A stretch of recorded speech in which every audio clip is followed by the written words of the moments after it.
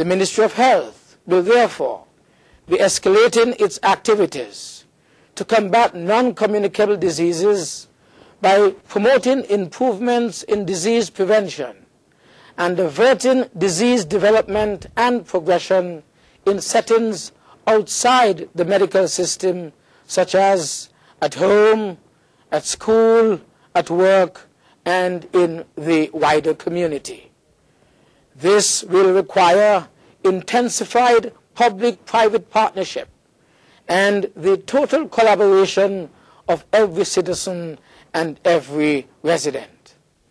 As a people, we also have to be mindful of the individual choices that we make in our day-to-day life, recognizing that our action or inaction ultimately impacts our health and the well-being of our families, the community, and the nation on a whole.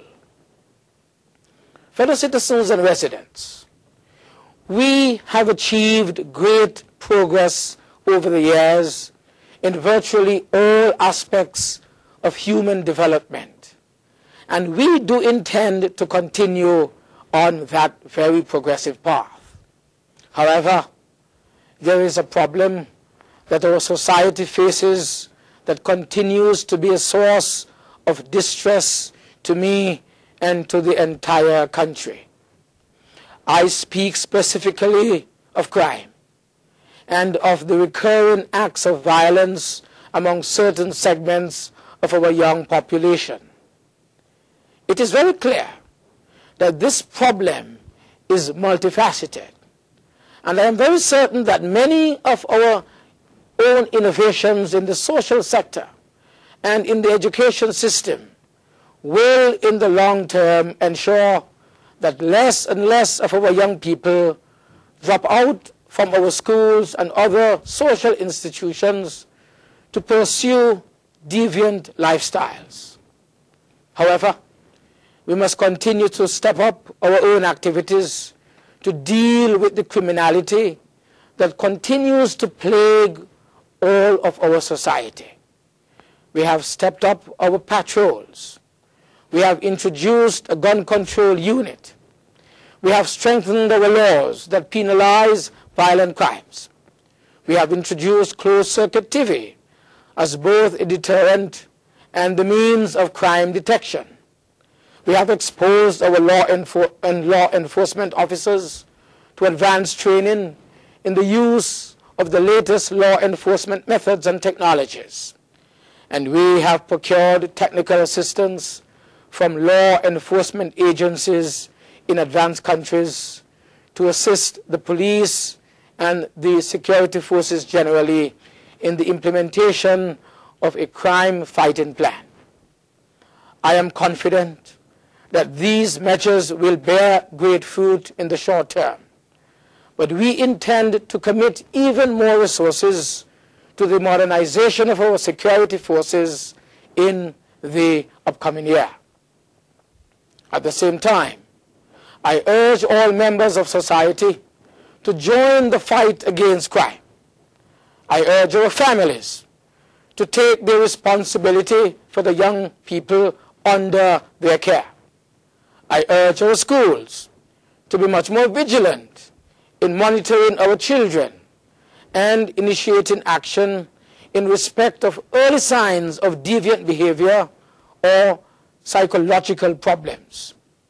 I urge our church to enhance their outreach activities with a view to bringing more of our young to a recognition of their duty to the Almighty God.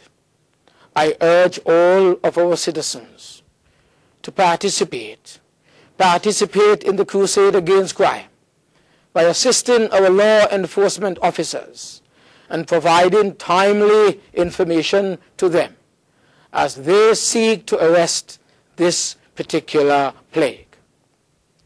Fellow citizens, the future will demand from all of us the resolve to work hard and be productive in the building of a new and better nation.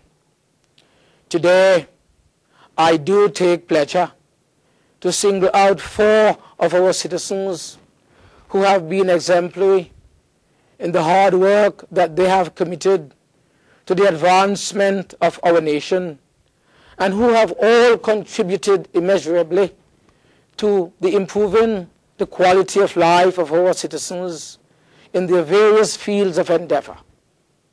So on your behalf, I congratulate the following persons who have been honored by Her Majesty the Queen in her New Year's honor. Firstly, Sir Edmund Lawrence, Knight Commander of the Most Distinguished Order of St. Michael and St. George, for his services in banking and finance.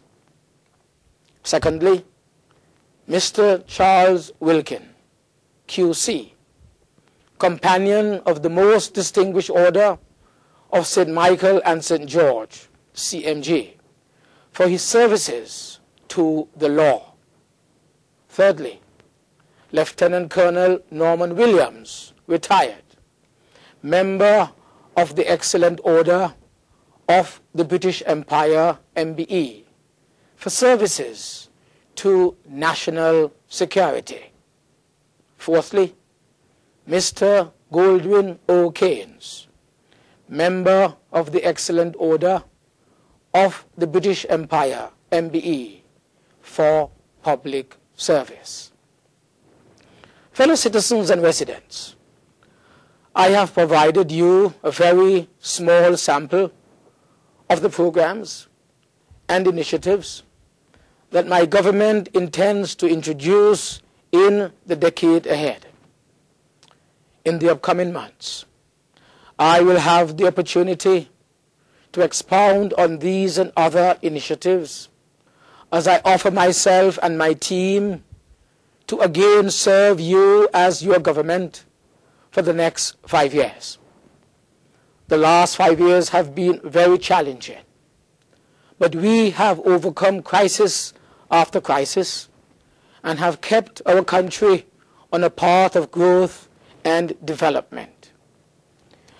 We cannot risk the disruption of the stability of this country through experimentation and dramatic changes in policy at this critical and challenging juncture in our history. We have worked exceedingly hard as a people to attain the heights that we have achieved. Over the Christmas season, many of our visitors have expressed great surprise at our continuing progress in the face of the global crisis and the range of new projects that had been implemented in recent years. But the global crisis and the way it has proceeded in many countries has taught us that all of our achievements, all of the resources that we have accumulated as a country and as individual citizens could disappear